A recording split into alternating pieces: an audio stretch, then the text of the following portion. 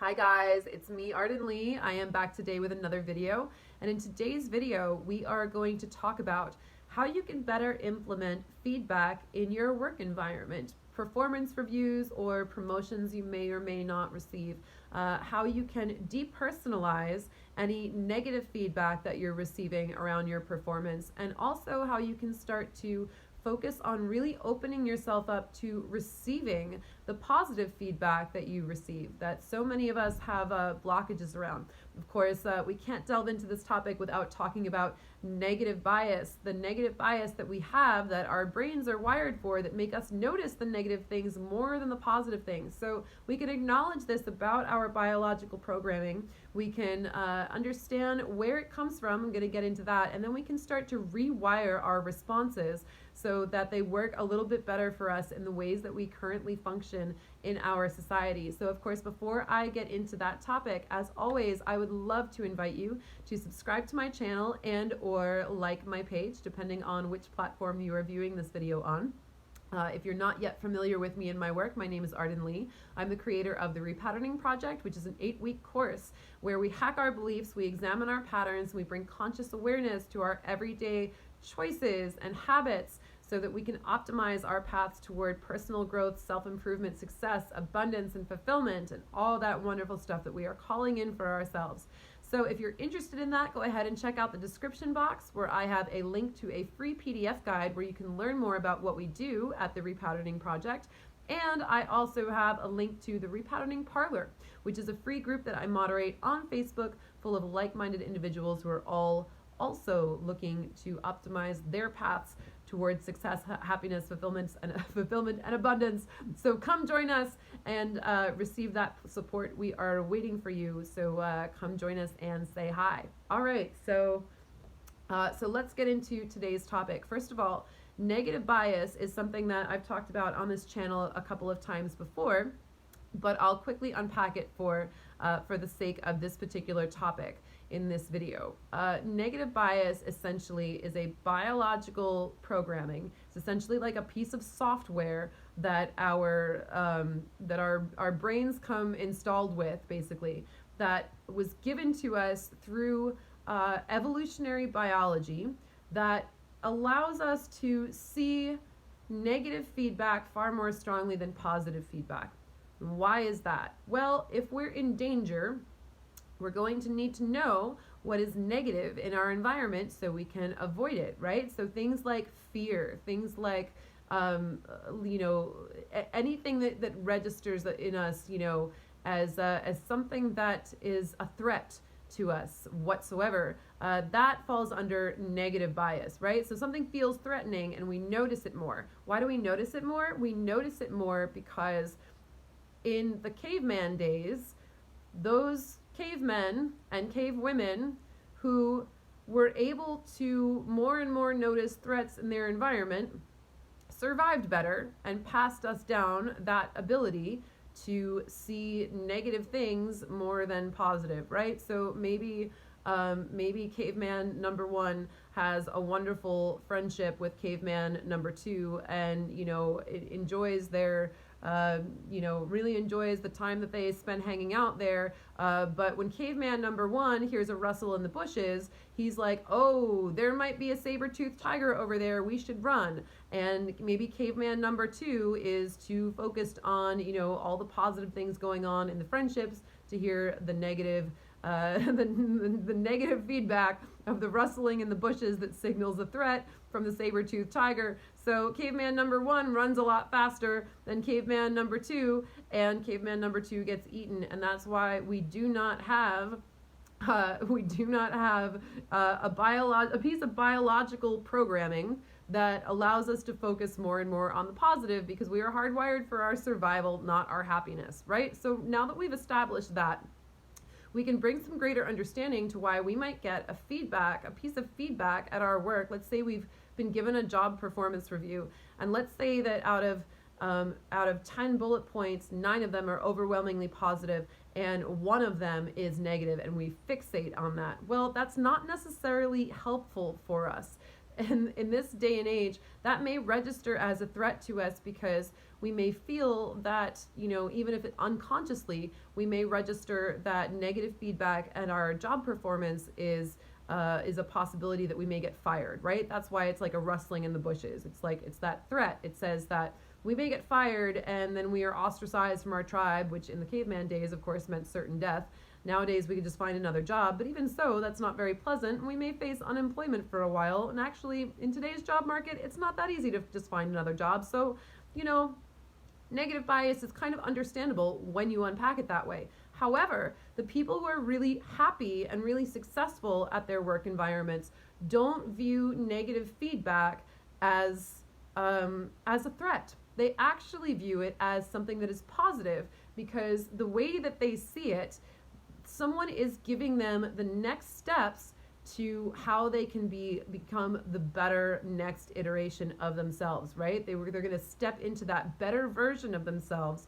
And when they are shown the ways in which they are falling short of their full potential, they view that as like, oh, wow, thank you. Thank you for showing me exactly what I need to work on, what I need to focus on improving so that I can move forward. Because if I didn't know which of these 10 bullet points on this job performance review was the one that I really needed to focus on, I might have focused on, number 7 instead, which it turns out that I'm actually really great at. So thank you for giving me the way to giving me the path forward, the way that I should be structuring my focus in order for me to improve as much as possible, right?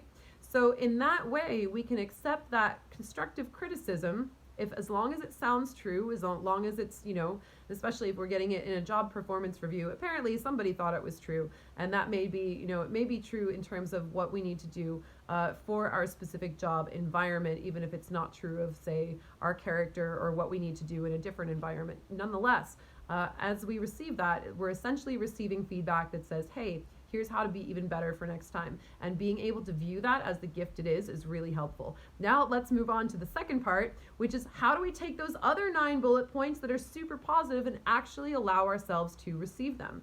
Well, most of us have blocks around receiving things, especially receiving praise, receiving gifts, receiving support, receiving help. There are a lot of incidents that have happened to us maybe throughout our childhood that imprinted a belief, it imprinted a learned pattern that it is unsafe to receive, right? Maybe there was someone in our lives who gave things with strings, right? Who did things for us, but then immediately expected reciprocity. So we got into a feeling that, that receiving was actually signing up for a transaction that we didn't understand our half of, right? So if we have a belief like that, it makes it very difficult to receive. If we have something that's happened to us in our childhood where maybe we received praise from a teacher and then we got made fun of on the playground later on at recess because the other kids who didn't receive that praise said that we were a nerd or we were a teacher's pet or, whatever it was, then we may have incorporated a belief that it is unsafe for us to receive praise because it makes us the target of unwanted negative attention. So there's so many reasons why receiving may be difficult, and the only way that you're going to be able to do that, you personally, to really find out, the only way that you personally are going to be able to find out what that reason is by doing that deep dive into your history. And I recommend doing that one-on-one with a facilitator and really finding that underlying belief that makes it unsafe for you to receive and going back and reprogramming that. That's a lot of the work that we do in the repatterning project. So if this sounds like you, go ahead and check that out, of course. Or it's also possible to work with me one-on-one as a coach if that's something that you're interested in. Another thing that I will recommend, however, for really opening up our capacity to receive, I know that for me, I certainly had lots of underlying limiting beliefs about why it was unsafe for me to receive things that I also tackled with the repatterning modality as I just described. But something else that was really helpful for me is that I realized that oftentimes when I was receiving praise, I would sort of gloss over it. I wouldn't sit with it because it felt uncomfortable to receive. So I just kind of skim it and I'd be like, okay, that's good. Like say, when I release a new song, I have a band, Arden and the Wolves, for those of you who might not be familiar with that yet. And whenever I release a new song and I watch the comments or the reviews roll in, I notice that I'm scanning, and my first impulse is just to be like, is it positive? Is it good? Is it good? Is it good? I'm looking for the negative thing, and when something comes along that's like positive, I don't sit with it. I'm scanning through looking for the negative thing, because that's the thing that's going to worry me, right? So I make an intentional space to go back and to really sit with all the positive things that were said about me. And whether these are comments, whether it's feedback from a friend, whether it's, reviews in the indie music blogs, or whatever it is, I make a real effort to sit with them, almost like in a meditation, almost like it's a mantra. I really give them space to land. And the way that I help myself to do this is I try to really imagine what it would be like for me to say that about another person, and then try to really connect emotionally with what the person who was saying that thing to me, who was giving me that piece of praise, was feeling at the time that they said it. I try to really go into their internal experience. I turn my empathy on for my own benefit, and I use my abilities of empathy to put myself in that person's shoes, to understand how they must have been feeling when they gave me that piece of praise.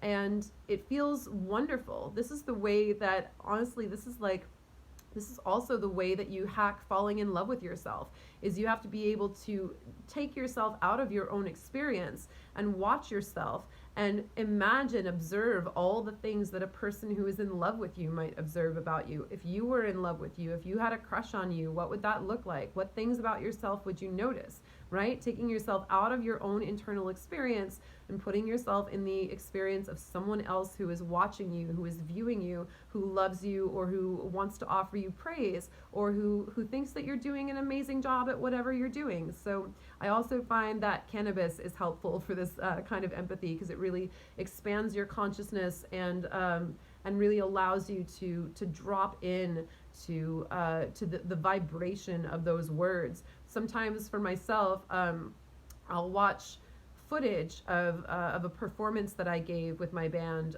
when I'm utilizing cannabis intentionally, and I'll go back and I'll really take myself out of my own internal critic situation, just looking for the thing that I might have fucked up on or whatever, and I'll be able to see myself from that objective viewpoint, and I'll really actually appreciate myself. So for me, cannabis as plant medicine has been really helpful with that ability to remove myself from my own internal perspective and see it from a greater place of consciousness. But you don't have to utilize cannabis for that. You can just be intentional about it and put yourself in that quiet meditative space and really allow the vibration of those words to hit you. I recommend doing that maybe when you're alone before bed, and just really savoring it and practicing letting the vibration of those words hit you, because I'll be real with you, receiving it can be difficult for a lot of people. So I believe that it is a muscle we actually have to practice, and in that way we can start to rewire our biological programming so that negative criticism doesn't feel like such a threat, and positive feedback is something that we can receive and can internalize as the gift that it is. Be able to really sit with that and receive it. There's a lot of people in the consciousness community, when they get a compliment, they're like, wow, thank you, I really received that, and it sounds cheesy, but taking that moment to just breathe it in and notice how it feels in your body, and let the vibration of those words affect your spirit, and hold it in your heart, even with that gesture, it actually does make a difference when you're doing it on purpose and not just to look like one of the cool spiritual kids. So go ahead and give those things a try. Let me know if this was helpful. Thank you guys again for listening. I'll see you in the next video.